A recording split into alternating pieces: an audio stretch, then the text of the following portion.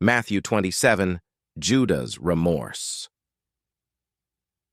When daybreak came, the ruling Kohanim and elders of the people conspired against Yeshua to put him to death, and they tied him up, led him away, and handed him over to Pilate, the governor. Then Judah, his betrayer, saw that Yeshua had been condemned. Feeling remorse, he brought the 30 silver pieces back to the ruling Kohanim and elders, saying, "I've sinned betraying innocent blood." But they said, "What's that to us? You see to it yourself." After tossing the silver into the temple sanctuary, he left. Then he went off and hanged himself. But the ruling Kohanim took the silver pieces and said, "It is not permitted to put these in the treasury, since it is blood money." So after they conferred, they bought with them the potter's field, as a cemetery for strangers. For this reason that field has been called the field of blood to this day. Then was fulfilled what was spoken by Jeremiah the prophet, saying, "And they took the 30 silver pieces, the price of him on whom a price had been set by Bnei Yisrael, and they gave them for the potter's field, just as Adonai arranged for me. Kill the king." Now Yeshua stood before the governor. The governor questioned him, saying, "Are you the king of the Jews?" "You say so," Yeshua said. And while he was accused by the ruling Kohanim and elders, he did not answer. Then Pilate said to him, "Don't you hear how many things they testify against you?" Yeshua did not answer, not even one word. So the governor was greatly amazed. Now during the feast, the governor was accustomed to release to the crowd one prisoner, anyone they wanted. At that time, they had a notorious prisoner called Yeshua bar Abba.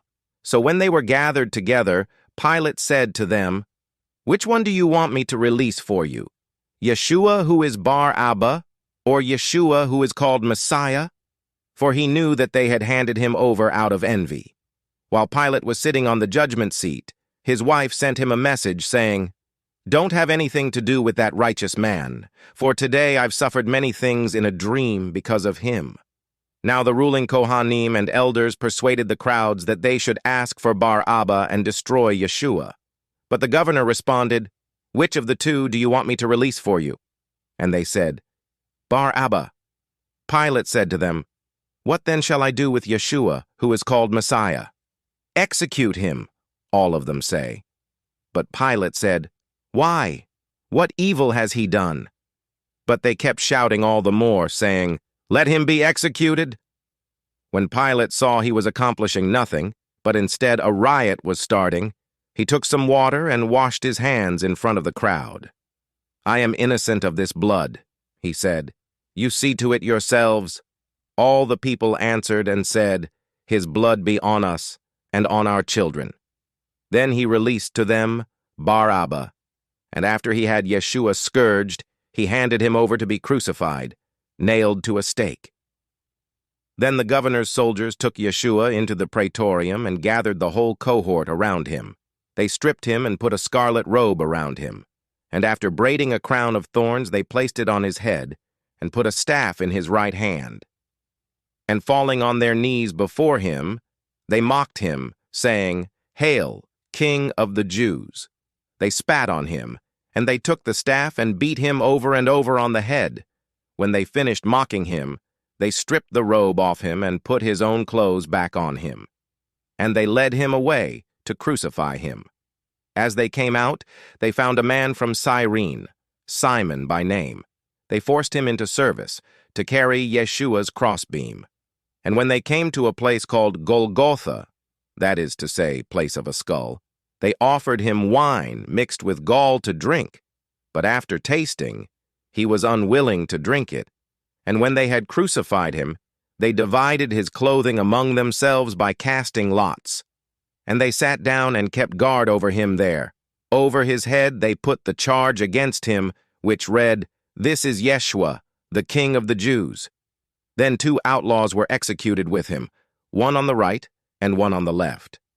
Those passing by were jeering at him, shaking their heads and saying, "You who are going to destroy the temple and rebuild it in 3 days, save yourself.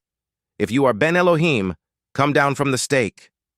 Likewise the ruling Kohanim, along with the Torah scholars and elders, were also mocking him.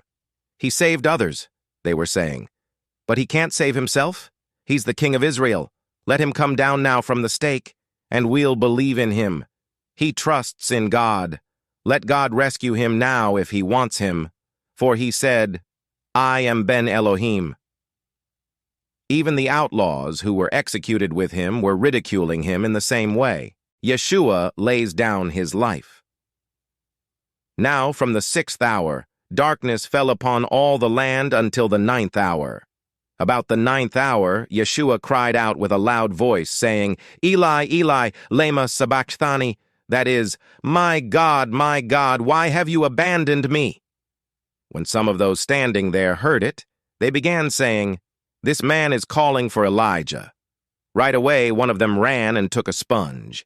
He filled it with sour wine and put it on a stick, and was offering it to Yeshua to drink. But the rest were saying, Leave him alone. Let's see if Elijah comes to save him.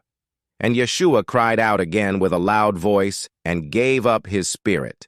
And behold, the curtain of the temple was split in two from top to bottom, and the earth quaked and rocks were split apart. And the tombs were opened, and many bodies of the Kedoshim who were sleeping were raised to life. And coming forth out of the tombs after his resurrection, they went into the holy city and appeared to many.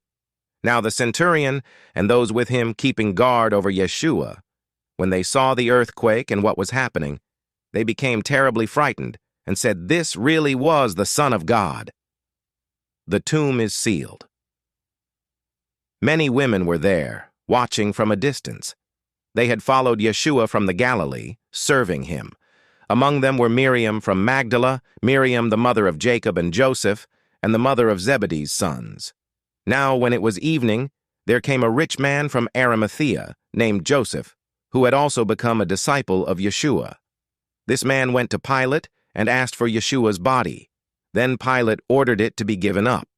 And Joseph took the body and wrapped it in a clean linen cloth, and he laid it in his own new tomb, which he had cut in the rock. Then he rolled a large stone up to the door of the tomb and went away. Now Miriam from Magdala was there, and the other Miriam sitting opposite the tomb. Guarding the tomb now, on the next day, which is after the preparation, the ruling Kohanim and Pharisees were gathered before Pilate. Sir, they said, we remember how that deceiver said while he was still alive, After 3 days, I'm to be raised. Therefore, order the tomb to be made secure until the 3rd day, so his disciples do not come and steal him away. They will tell the people, he is risen from the dead, and the last deception will be worse than the first. You have a guard, Pilate said to them. Go, make it as secure as you know how. So they went and made the tomb secure, sealing the stone along with the soldiers of the guard.